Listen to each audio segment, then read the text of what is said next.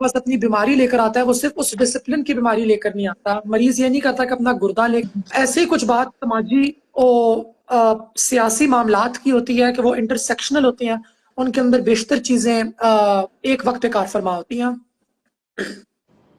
Right. Perfect. अच्छा. And so before we jump in, how's Mr. Cat? सबसे पहले सवाल, how's the baby's really cute? Who's really cute?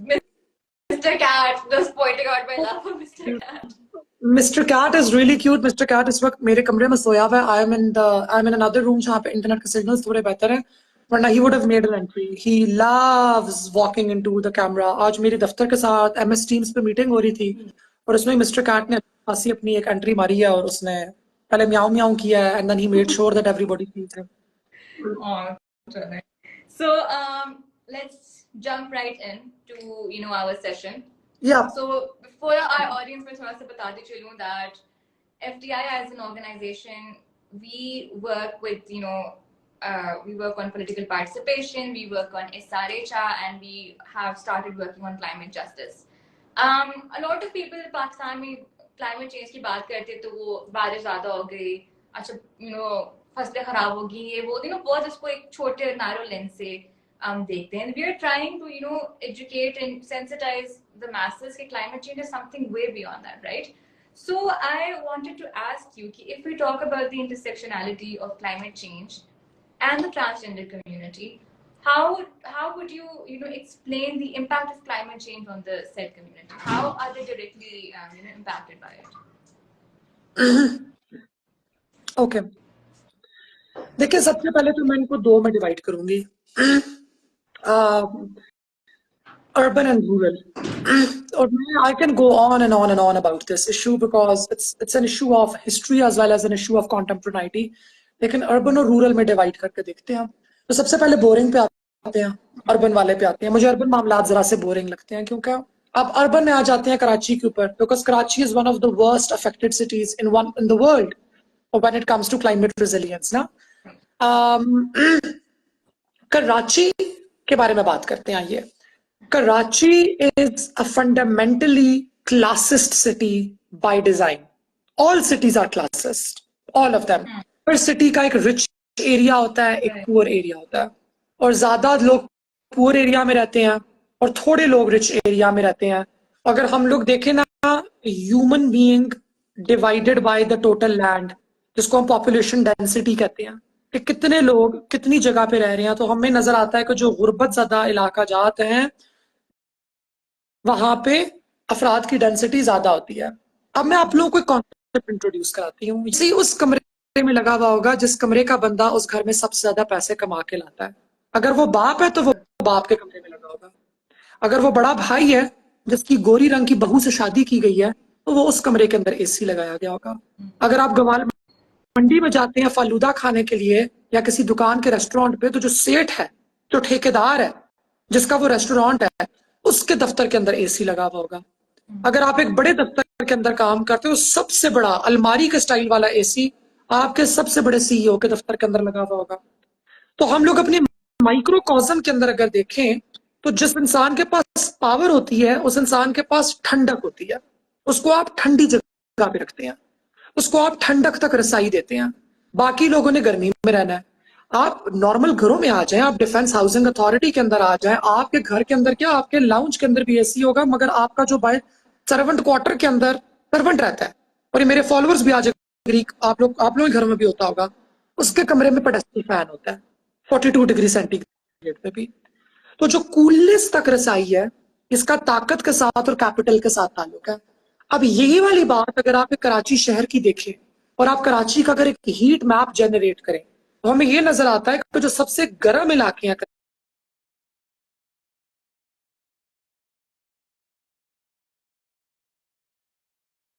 करें तो हमें ये नजर, किसी ने वो जमीन खरीदी, वहां पे अपना छोटा मोटा मकान बनाया, उसके बाद उसने वो मकान आगे किसी और को बेचा. जिसने वो मकान खरीदा आज वो उस मकान में रहता है, लेकिन आज से 15 साल के बाद, 20 साल के बाद सरकार आएगी और सरकार आके बोलेगी ये जमीन तो हमारी जमीन है, ये तो हमें रेलवे से मिली हुई है, इस पे तो हमने स्कूल बनाने थे, हमारा 1960 का प्लान देखें, आप लोग यहाँ पे कैसे आगे? गरीब बंदा बोलेगा कि सर जी मैनू की पता, मैं तो खुदा की कसम मैंने सारी जिंदगी मेहनतें करके, मैंने जिस्म फरोशी करके या ये करके वो करके, मैंने 25 लाख रुपए जमा करके मैंने ये 1 मरले 2 मरले के ऊपर बना हुआ 3 मंजिला मकान खरीदा, ना लेके वो कह जी आपने जितना भी खरीदा है, ये तो जगह रेगुलेटेड है ही नहीं, ये तो जगह फॉर सेल थी नहीं, आपने कैसे कर लिया? आओ जी सारे के सारे मकान तोड़ो। डीसी साहब आएंगे, एसी साहब आएंगे, बुलडोजर लेकर आएंगे, वो तजावजात तोड़ेंगे, गरीब लोग बेघर होंगे, और फिर वो कहाँ जाएंगे? जो कि हुआ गुज्जर नाला के साथ, क्योंकि गुज्जर नाला एक वाटरवे है, उसमें से कराची का सीवरेज का पानी आता है, उसके पास के साथ के जो इलाका जाते हैं of course they are not for sale. नाले के साथ की जगह तो रेजिडेंशियल जगह है ही नहीं, लेकिन पाकिस्तान जैसे मुल्क के अंदर, इस्लामी जमहूरिया पाकिस्तान के अंदर, इस्लामी मुल्क के अंदर, जो कि सबसे बड़ा गुनाह मजहब इस्लाम के अंदर झूठ बोलना है, वहां पे लोगों ने जमीनें पकड़ के जमीनों पे कब्जा करके गरीब को बेची, गरीब ने अपने से गरीब को बेची, उस गरीब ने अपने से गरीब को बेची, और यूं हमारे मुल्क का माजरा चल रहा है। तो अर्बन क्लाइमेट चेंज का सबसे बड़ा प्रॉब्लम यह है कि poor people are first of all forced into hot urban slums, and their existence in those hot urban slums is not even complete. I don't have Mr. Cat, but I have somebody else to show you. Just give me a second and then we'll continue. ये याद रखिए, आना है आपने तो।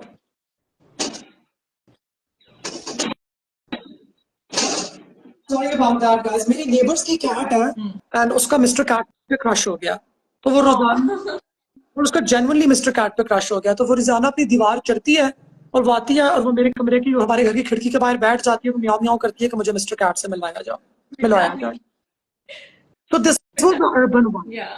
Urban वाली की बात क्लियर हुई है, तो let's move on to rural which is more interesting. वो मुझे ज्यादा दिलचस्प लगती है कहानी। Let's move on to rural के ऊपर चलते हैं और रूरल की बात करते हैं। देखिए, अगर आपने रूरल को समझना है ना पाकिस्तान में, तो आपको दरिया समझने पड़ेंगे।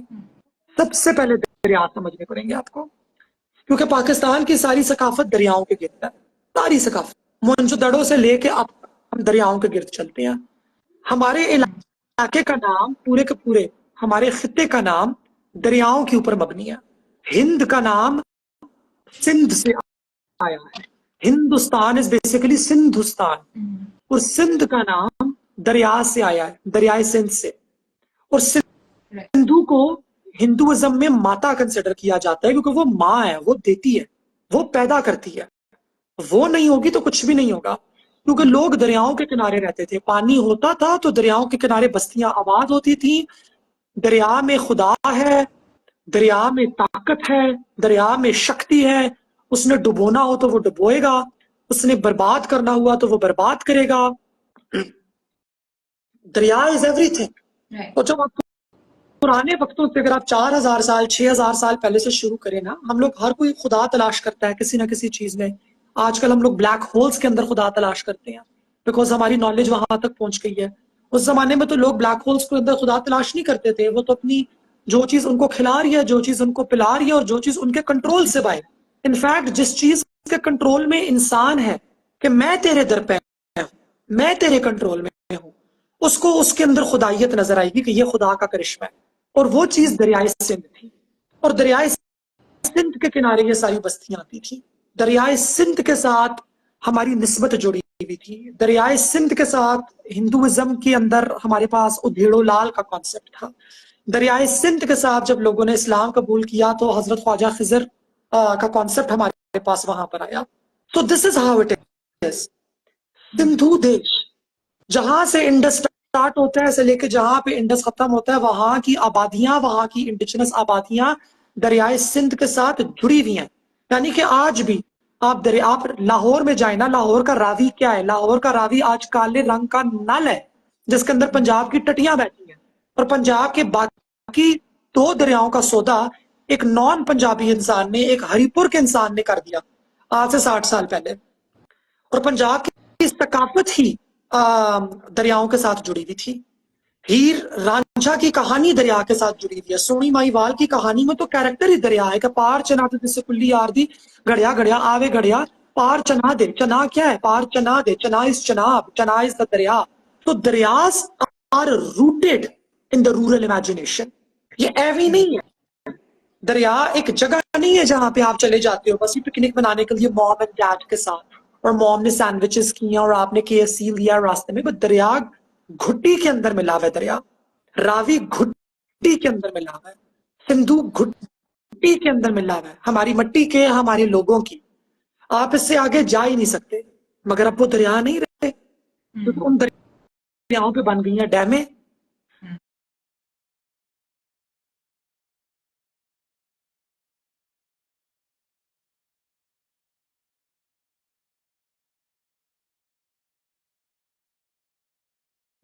तो वो रिश्ता जो लोगों के साथ, जो दादू में, जो सेवन शरीफ में, जो हैदराबाद में, जो सक्कर के अंदर लोगों का दरियाए सिंध के साथ पिछले 6000 साल से है, उसको आप कैसे करेंगे? वहां पे तो दरिया में पानी रहा ही नहीं, वहां पे तो एक ट्रिकल है।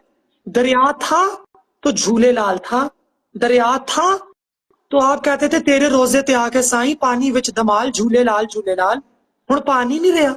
पानी नहीं रहेगा तो मजार क्या रहेगा? मजार नहीं होगा तो खुदा के तवक्कुल और खुदा की ताकत के ऊपर एतबार क्या होगा? खुदा की ताकत के ऊपर एतबार नहीं होगा तो फिर ख्वाजा सरा बेचारे की क्या वक़्त है?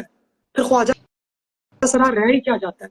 जिससे कोई दुआ मांगे, जैसे बोले कि आपको खुदा ने अगर औलाद पैदा करने की ताकत नहीं दी, जन्ने की शक्ति अगर आपको नहीं दी, तो खुदा ने आपको मर्दानगी और जनानगी दोनों से नवाजा है किसी एक तरीके से।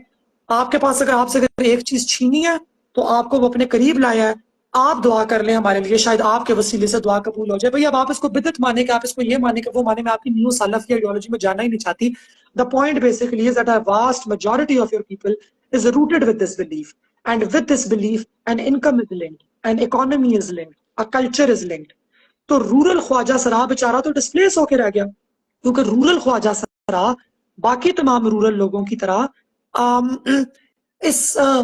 इसके साथ लिंक्ड है, अपने इलाके के साथ लिंक्ड है, अपनी मिट्टी के साथ लिंक्ड है, उस इकोसिस्टम के साथ लिंक्ड है। वो इकोसिस्टम होगा तो ख्वाजा सरा होगा, वो इकोसिस्टम होगा तो उस ख्वाजा सरा की इनकम होगी, वो नहीं होगा तो वो ख्वाजा सरा किधर जाए? वो डॉक्टर नहीं है, वो इंजीनियर नहीं है, वो सक्कर की, लाड़काना की, दादू की, जेकबाबाद की उन मड़ियों पे रहता है जो मड़ियां पिछले 1000 साल से चली आ रही हैं, 800 साल से चली आ रही हैं, जो कि उनको मुगल बादशाहों ने दी थी, जो कि उनको तालपुरों ने दी थी, जो कि उनको लोधियों ने दी थी। और उनका काम यह है कि वहां पे रहना, वहां के लोगों की देखभाल करना, लोगों को दुआएं देना, वहां के मजारों का ख्याल करना। और वो मजार वहां पे इसलिए बिकॉज वहां पे दरिया है। तो ये ऑल इंटरट्वाइंड है। इसमें spirituality links with geography, and the geography links with the ecosystem, and then the ecosystem links with economy, and then the economy links with gender। इसमें हम सिर्फ जेंडर का तनाजुर लगा के इस चीज को देख ही नहीं सकते। तो रूरल का बेसिकली मसला ये है कि रूरल में अब वो इनकम्स डिस्टरप्ट हो गई हैं, और जहां पे खेती बाड़ी थी वहां पे एंग्रो आ गया, वहां पे असद उमर साहब की कॉर्पोरेशन है पूरी की पूरी। और पहले हारी किसान बेचारा अपनी खेती बाड़ी करता था, मिडिल मैन आपने उसके ऊपर लगाया हुआ था, 40 रुपए की वो सब्जी जाके बेचता था मंडी वाले को, मंडी वाला आगे 80 रुपए की बेचता था। बजाय इसके कि हम